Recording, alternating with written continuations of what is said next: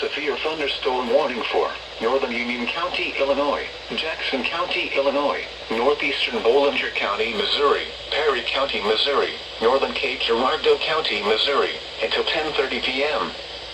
At 9:33 p.m., severe thunderstorms were located along a line extending from 7 miles north of Alliance to near Marble Hill, moving east at 50 miles per hour.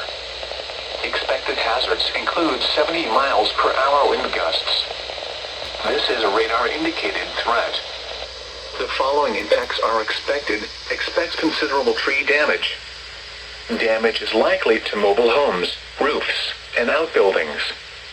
Locations impacted include Carbondale, Jackson, Perryville, Murfreesboro, Anna, Jonesboro, Marble Hill, Bollinger Mill State Historic Site, Trail of Tears State Park, DeSoto, Cobden, Elkville, Hearst, Ava, Graham Tower, Altenburg, Millersville, Alliance, Patton, and Burfordville.